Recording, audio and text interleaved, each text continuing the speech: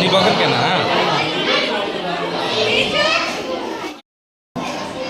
కాలనీలో ఈరోజు ప్రతి ఒక్క ఇంటి నుంచి అమ్మవారికి పసుపు స్నానం చేయబడింది. ఇంటి శారీతో అంగరంగ వైభవంగా ప్రతి ఒక్కరూ వచ్చి అమ్మకి మంగళ స్నానాలు చేసి ఈ ప్రోగ్రాం సక్సెస్ చేయాలంటే ప్రతి ఒక్కరికి ధన్యవాదాలు తెలుపుతున్నాను. ఈరోజు చాటు పెట్టేదానికి ముందరగా మారెమ్మ గుడి నందు ఆ యొక్క అభిషేకం జలాలతో కలశం ఊరేగింపు కార్యక్రమము జరిగింది.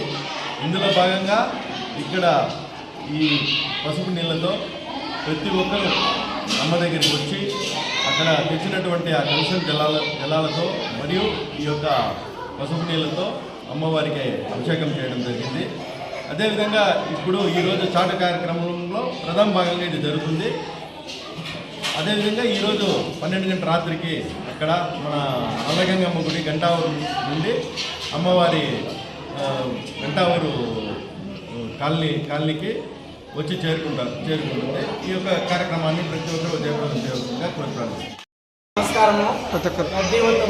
ప్రతి ఒక్క మహిళలు అందరూ వచ్చినారు. చాలా సంతోషంగా ఉంది.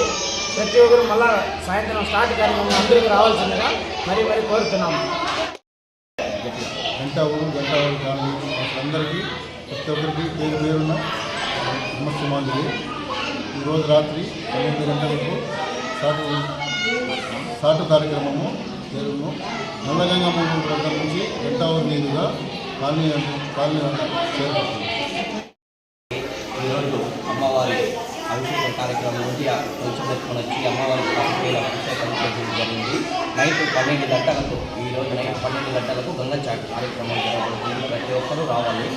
అలాగే 31 నైట్ అమ్మవారి మెరుడి గంటావూరు కాలనీ ఉత్తమ కాలనీ నుండి ఇక్కడికి రాబడుతుంది. అలాగే 1వ తేదీ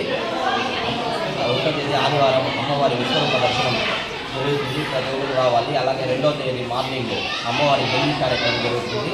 ఇద్దరితో అమ్మవారి జాగ్రత్తగా ప్రతి ఒక్కరు రావాలని కోరుతున్నాం.